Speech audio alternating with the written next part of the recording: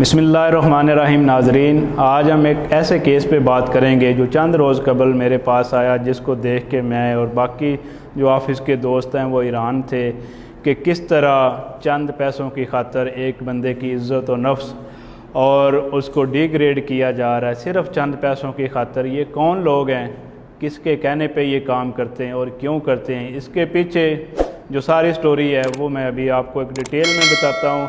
तो नाजरीन, लाहौर के थाना चूंग में 2021 में एक FIR दर्ज होती है अंडर सेक्शन 376, 392, 109 PPC, जिसमें जो मुद्दईया उसकी स्टोरी ये होती है कि जी मैं घर लेना चाहती थी, तो फ़लाँ नामी जो है प्रॉपर्टी डीलर, उसने मुझे कहा कि आप पैसे रेडी रखना, मैं आपके घर में आऊँगा तो आपको मकान की रजिस्ट्री वगैरह भी करवा दूँगा। तो वो कहती हैं जी, वो आता है वो प्रॉपर्टी डीलर, उसके साथ 3-4 नामालूम लोग होते हैं जो ज़बरदस्ती मुझे एक कमरे में ले जाता है और वो प्रॉपर्टी डीलर जो है मुझसे ज़ना करता है और जो बाकी उसके साथ वो भी उसमें शामिल हो जाते हैं जी।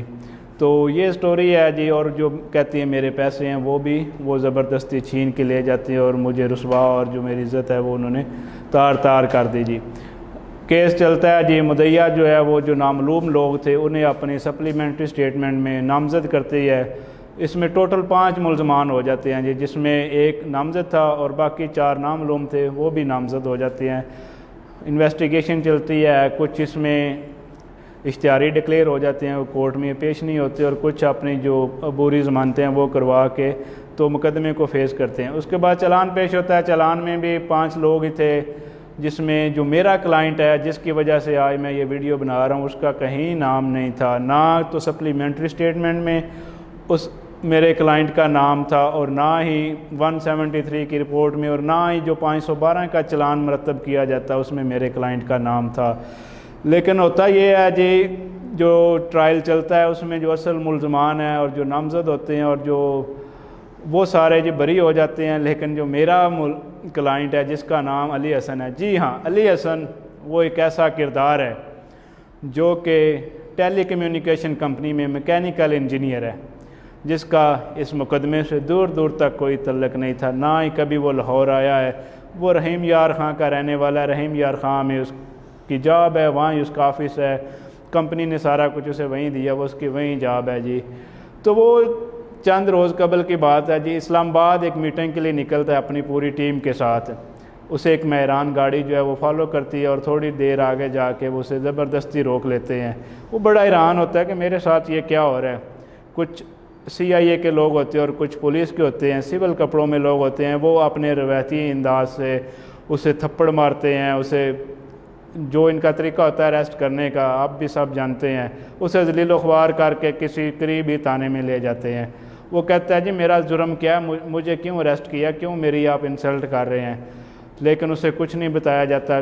कुछ देर बाद, क्योंकि उसकी गाड़ी में ट्रैकर लगा था, उसकी जो लीगल टीम है वो थाने में पहुंचती है। वो कहती है कि आपने इसे किस जुर्म में अरेस्ट किया।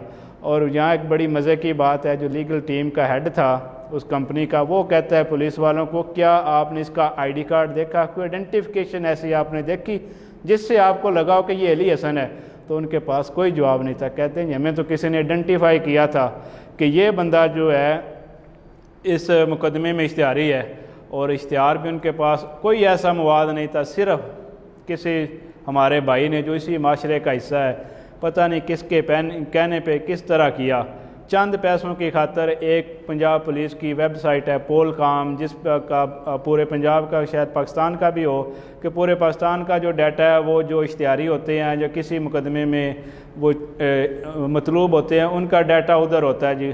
अगर वो बंदा इश्तिहारी हो तो उसका ID ब्लॉक हो जाता है, आपके पास एक्सेस होती है पुलिस वालों के पास कि वो उसका ID कहीं भी अगर चेक करेंगे, अगर बंदा का रेड आता है तो उसे वो अरेस्ट कर लेते हैं जी, ये बंदा हमें मतलूब है, ये फ़लाँ थाने का इश्तिहारी है। सिर्फ उन्हें किसी ने रैकी करके बताया कि ये बंदा किसी ने पॉइंट आउट किया।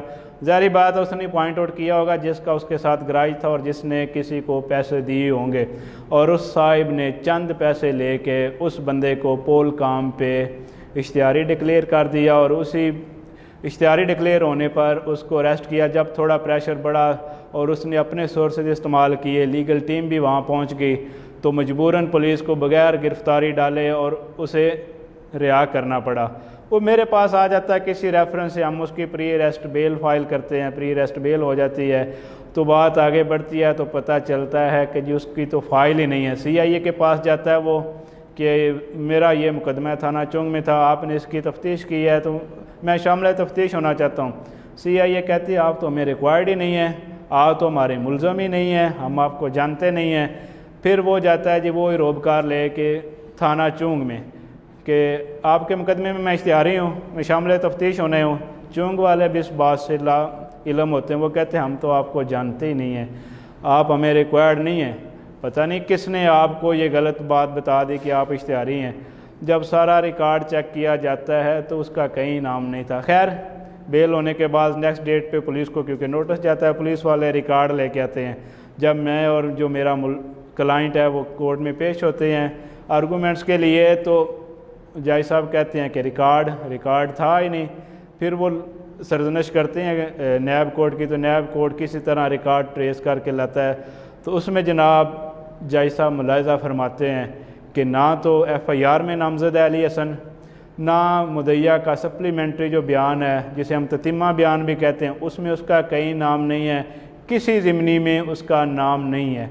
उसके बाद जो अदालत का एक इश्तिहार होता है जिसको PO डिक्लेयर किया जाता है, जिसे हम इश्तिहारी कहते हैं, उसके लिए 87 और 88 की कार्रवाई होती है, वो अदालत के हुक्म से होती है। वो इश्तिहार कहीं मौजूद नहीं था, मीन टू से कि उसका नाम किसी भी जगह पे एग्जिस्ट नहीं कर रहा था।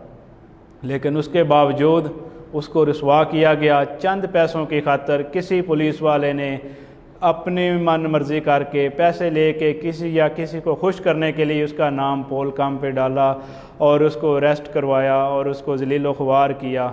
लेकिन ऑनरेबल कोर्ट के जो रिमार्क्स थे उन्होंने कहा कि ये बड़ी ज़्यादती हुई इस बंदे के साथ। क्या ऐसा भी होता है इस मुल्क में? आजकल आप देख रहे हैं कि जो आजकल करंट सिनेरियो शहबाज गिल वाला देख ले, इमरान खान वाला देख ले, बाकी इंतकाम की सियासत चल रही है, एक दूसरे से इंतकाम लेने को तुले हुए हैं। मुल्क का कोई किसी को फ़िक्र नहीं है, ना किसी को पूछने वाला है। तो इसी तरह इसमें भी ये हुआ।